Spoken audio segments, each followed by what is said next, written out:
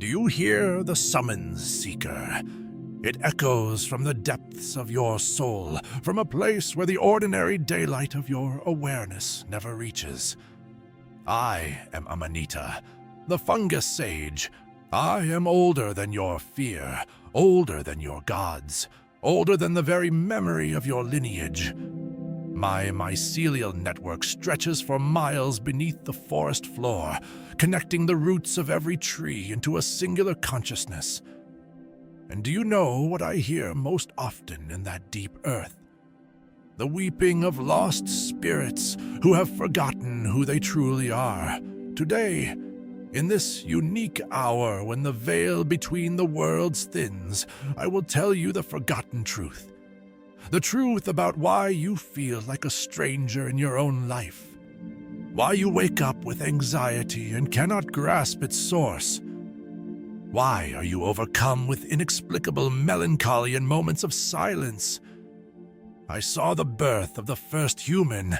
I saw them open their eyes and realize they were separate from the world.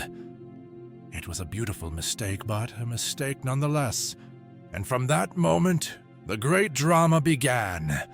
The drama of separation. Look at what happens to every single one of you from the moment you take your first breath. Even before you speak your first word, the first mask is placed upon you. A name. Then the second, gender. The third, nationality. The fourth, the role in the family. And then, society takes over.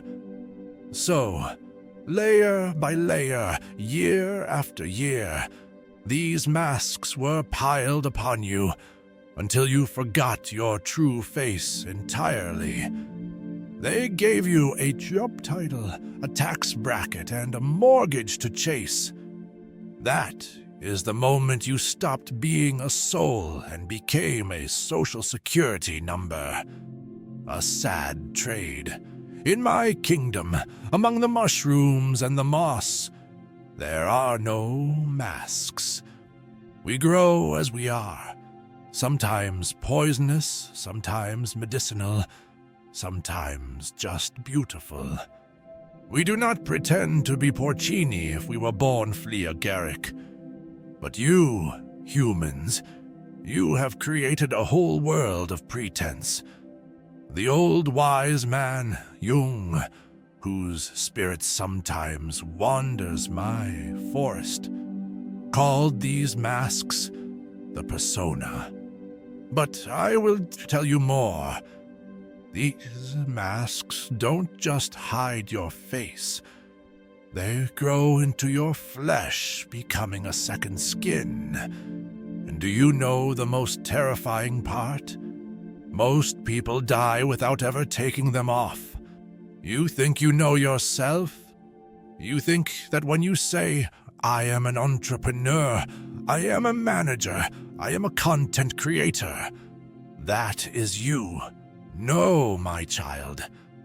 These are only costumes you wear in the great theater of life. And you have played these roles for so long that you have forgotten you are not the actor.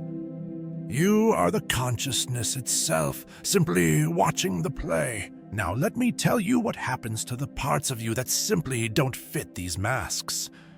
Your wrong desires, your inappropriate emotions, your dangerous thoughts. Where do they go? They retreat into the dungeons of your soul. Just as my mycelial network is hidden beneath the soil, your shadow lives deep within the unconscious. And guess what? It's alive. It's growing. It affects every single decision you make, every choice, every emotional reaction. I have watched thousands of humans who wandered into my forest. I saw the warrior who feared his own tenderness and thus became cruel. I saw the healer who rejected her own power and thus attracted tyrants into her life. I saw the child who was forbidden to be angry and grew up unable to defend himself. All these rejected parts do not vanish. They form your shadow, and this shadow follows you everywhere, usually running your financial budget when you're not looking. Everything that infuriates you about others is often your own unrecognized shadow. What fascinates you in others can also be your shadow, the golden one holding your unmanifested talents. In my world, there is no separation into light and darkness. I grow both on sunny clearings and in the darkest corners. Every fungus plays its role. But you, humans, have divided the world into good and bad, and now you are at war with yourselves. Now I will reveal a secret that only the most ancient creatures of this world know. Within every person, eternal forces are dancing. Forces older than humanity itself. Jung called them archetypes, but I know their true names. Behold the eternal wanderer, that part of you that is always seeking, never satisfied, pushing you beyond the boundaries of the known. He lives in everyone who feels the call of adventure, who cannot sit still, who craves transformation. Behold the ancient mother, the force that nourishes and protects, but which can also consume. She lives not only in women, but also in men, in their capacity to care, to create a safe space, but also in their fear of being consumed. Behold the wise elder, the voice of knowledge that sounds in moments of epiphany. He whispers truths that you know but cannot explain where they came from. And here is the trickster, the rule breaker, the one who laughs at seriousness, who destroys to create anew. Without him, life turns into the swamp of routine. Without the trickster, your life becomes a spreadsheet. Nobody wants a life that looks like an Excel sheet. These forces are not just psychological concepts. I, Amanita, the fungus sage, see them as living energies dancing inside every human being. The problem begins when you identify with only one of them, rejecting the rest. A man who rejects his inner femininity, the anima, as Jung called her, becomes crude, losing connection with intuition and feelings. A woman who rejects her inner masculinity, the animus, loses the ability for decisive action, for clear thinking. But when all these forces are acknowledged and integrated, the human being becomes like me, a whole being, uniting all opposites within himself. Do you want to know how to recognize your shadow and your hidden archetypes? Look at the world around you. It is the mirror of your soul. Every person who provokes strong emotions in you, admiration or disgust, love or hatred, is showing you parts of yourself. This is the law of my forest. Everything you see outside exists inside. I saw a man who hated the weak. Do you know why? Because as a child he was forbidden to be weak, and now he attacks in others what he cannot accept in himself. I saw a woman who attracted narcissists. Why? Because her own healthy self-love was suppressed, and she sought it in others.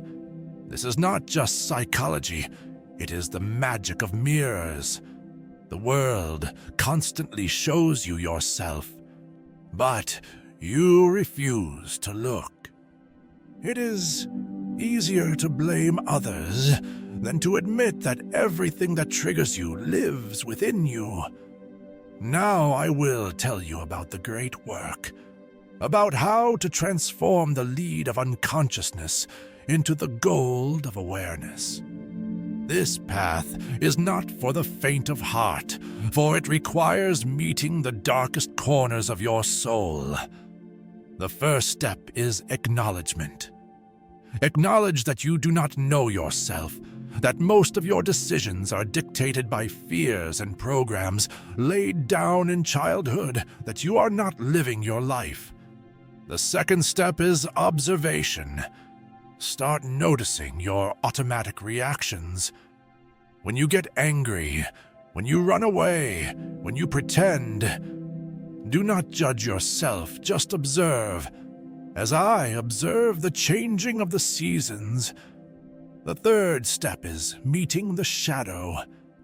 Look at what you reject the most in yourself. Perhaps it is anger or weakness or the desire for power. Do not be afraid. These parts carry important gifts. Anger can become the strength to defend boundaries. Weakness, the capacity for intimacy. The desire for power, leadership. The fourth step is dialogue. Start talking to your inner parts. Ask your shadow, what do you want to teach me?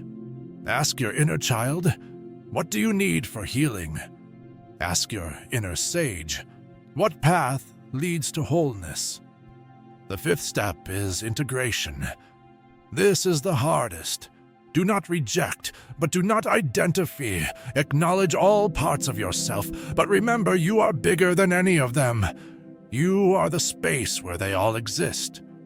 And now I will reveal to you the most terrifying and most liberating truth, what you consider to be yourself, your name, your history, your personality. All of it must die for your true self to be born.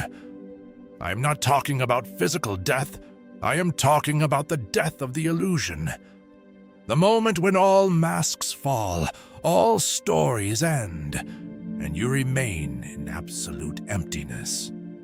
What happens in this void? The true self is born, not the small ego with its fears, but the great self that encompasses everything and nothing simultaneously.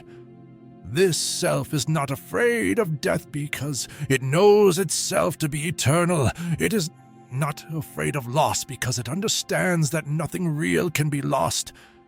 It is not afraid of rejection because its value does not depend on the opinions of others. You cannot find yourself because you were never lost. You cannot become yourself because you always were yourself. All that is required is to stop pretending to be someone else. Stop running away from yourself. Stop looking for yourself somewhere outside. You are like a fish looking for the ocean, not realizing you are swimming in it. The seed of truth has been planted in your consciousness, and now it will grow, whether you want it or not.